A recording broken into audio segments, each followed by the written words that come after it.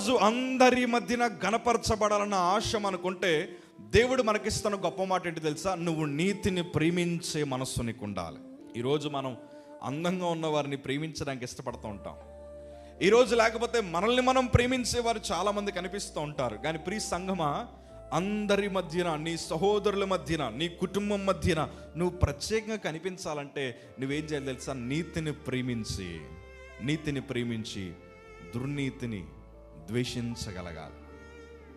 ఈరోజు దేవుడు చాలామందిని హెచ్చింపకపోవడం గల కారణం ఏంటో తెలుసా?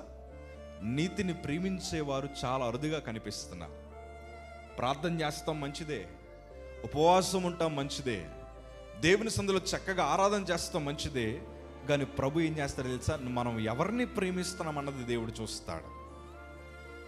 ఏ రీతిలో మనం నడుస్తున్నాం? దుర్నీతిని ద్వేషిస్తున్నామా, లేకపోతే దాన్ని ప్రేమిస్తున్నామా?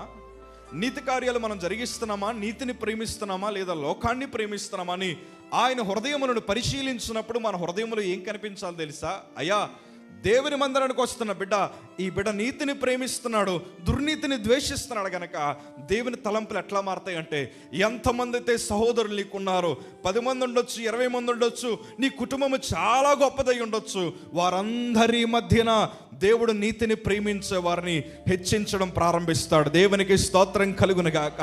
నిజమేనయ్యా, ఇవాళ మనం నీతిని ప్రేమించాలి. ఇవాళ యవనస్తులు కూడా ఒక ఆశ ఉంటుంది, మా స్నేహితులందరి మధ్యన మేము స్పెషల్గా ఉండాలి, మా స్నేహితులందరి మధ్యన మేము మంచి పేరు సంపాదించుకోవాలి. మంచి పేరు సంపాదించాలంటే మనం అందంగా రెడీ అయితే సరిపోదండి. మంచి పేరు సంపాదించాలంటే ఒక చక్కటి కాస్ట్లీ బైక్ మనం కొనుక్కుంటే సరిపోదండి. అందరి మధ్యన పరిచయం కనిపించాలంటే మనం ఏదో ఒక ఉన్నతమైన వారిని చూపించుకోక్కర్లేదండి. అందరి మధ్యన మనము ఘనత పొందాలంటే నీతిని ప్రేమించి దుర్నీతిని ద్వేషించినప్పుడు ఏమీ అక్కర్లేదు, దేవుడే ఆ బిడ్డలందరినీ హెచ్చించగలిగిన దేవుడు ఆయన. హల్లెలూయా. ఎట్లా హెచ్చిస్తాడు చెప్పనా? ఎవరికి లేని ప్రత్యేకమైన తలాంతులు ప్రభు మనకిస్తాడు. ఎవరికి లేని ప్రత్యేకమైన జ్ఞానము చేత ప్రభు మనల్ని నింపుతాడు. ఎవరికి లేని నూతనమైన తలంపులు ప్రభు మనకిస్తాడు. తలాంతులు, ఫలములు, వరములు ప్రభు మనకు అనుగ్రహిస్తాడు. అప్పుడు అందరి మధ్యన మనం ఎలా కనిపిస్తాం తెలుసా? ప్రత్యేకముగా కనిపిస్తాం. ఈరోజు మనందరము అందరి మధ్యన హెచ్చింపబడాలి.